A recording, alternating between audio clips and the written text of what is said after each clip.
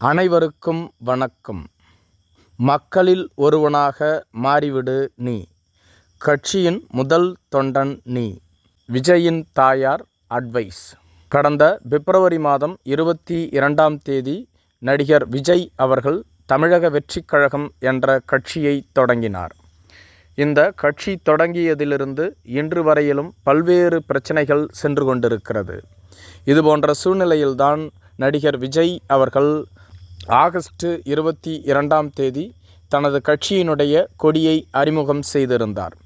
இந்த கட்சி கொடி சிவப்பு, மஞ்சள் மற்றும் சிவப்பு வண்ணங்களில் இடம்பெற்று இருந்தது. இந்த கட்சி கொடியின் மையத்தில் வாகை மலர் இடம்பெற்றிருந்தது. இந்த வாகை மலரை சுற்றிலும் 28 நட்சத்திரங்கள் பொறிக்கப்பட்டிருந்தது. இதற்கு இரு பக்கத்திலும் 2 யானைகள் இரு முன்னங்காலையும் துதிக்கையையும் தூக்கி கொண்டு நிற்பது போன்ற கொடி வடிவமைக்கப்பட்டிருந்தது. இந்த கொடி வெளியிடப்பட்டதிலிருந்து இது ஸ்பெயின் நாட்டின் கொடி, ஈழத்தமிழர்களினுடைய கொடி, ஒரு சில ஜாதி சங்கங்களினுடைய கொடி என பல்வேறு தரப்பினர் தொடர்ந்து உரிமை கோரி வருகிறார்கள். மேலும் யானை சின்னம் பகுஜன் சமாஜ் கட்சியினுடைய சின்னம் என அக்கட்சியினர் எதிர்ப்பு தெரிவித்ததோடு மட்டும் இல்லாமல் தேர்தல் ஆணையத்திலும் புகார் தெரிவித்துள்ளதாக கூறப்படுகிறது. இவ்வாறு பல்வேறு தரப்பிலிருந்தும் விஜய் அவர்களுக்கு நெருக்கடி வந்தாலும் கூட நாம் தமிழர் கட்சியின் தலைமை ஒருங்கிணைப்பாளர் சீமான் மற்றும் தமிழ் அமைப்புகள் என பலர் விஜய்க்கு தொடர்ந்து ஆதரவு தெரிவித்த வண்ணம் உள்ளார்கள்.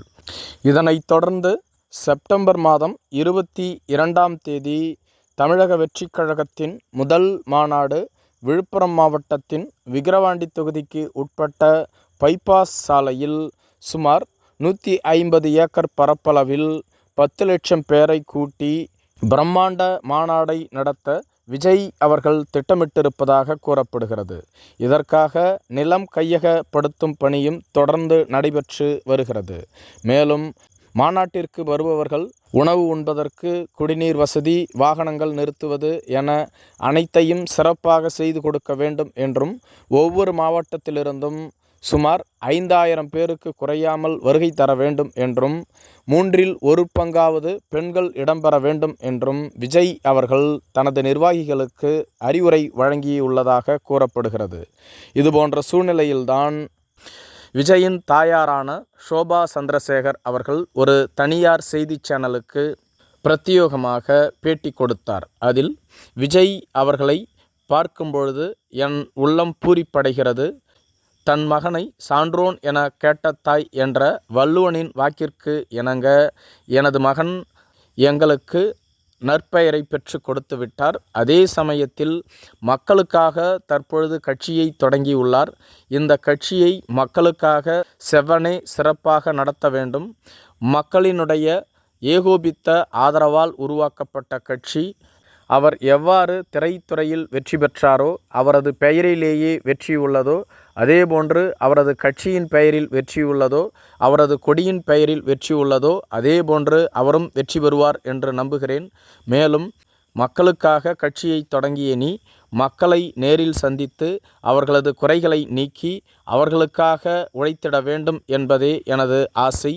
மேலும் எனது உள்ளத்தில் உதித்த கவிதையை இதோ எனது மகனுக்காக கூறுகிறேன் என கூறியிருந்தார். அந்த கவிதை: திரையில் உன் முகம் பார்த்து உயர்த்திய மக்களுக்கு தரையில் நடந்து வந்து ஏதேனும் செய், எல்லாமும் செய். பசித்தோர் முகம் பார், மக்களை தேடிச் சென்று நேரில் சந்தி, அவர்களின் குறைகளை காது கொடுத்து கேள், அவர்களில் ஒருவனாக மாறிவிடு. தமிழ் மொழியின் பாரம்பரியம் போற்று, கண்ணியம் காப்பாற்று, ஈட்டிய செல்வம் தந்த மக்களுக்கு புரட்சிகர திட்டங்களை தீட்டு. உன் அரசியல் பயணம் பணம் தாண்டிய லட்சிய பயணம் என்பதை ஊரே பாராட்டும் போது உள்ளம் மகிழ்கின்றேன். கயிற்றிலே ஏறிய கம்பத்தில் உயர்ந்து காற்றில் விரிந்த மலர்கள் பொழிந்து வானில் பறக்கும் உன் கொடி. உன் அரசியல் வெற்றிக்கு இதுவே முதல் படி. உன் நண்பா நண்பிகளின் நம்பிக்கை நீ, உன் கழகத்தின் முதல் தொண்டன் நீ. இப்போது போல் எப்போதும் உண்மையாக இரு. வாகை சூடு விஜய். உன்னை வாழ்த்தி தமிழக வெற்றிக் கழகத்திற்கு வாக்களிக்க காத்திருக்கும் தாய்மார்களில் ஒருத்தி. ஏற்கனவே நாம் சிஎம் செலிபிரிட்டி மதர், இனி நானும் ஒரு பிஎம் ப்ரௌஸ்ட் மதர் என்று ஷோபா சந்திரசேகர் விஜய் அவர்களை வாழ்த்தி கூறியிருந்தார். நன்றி.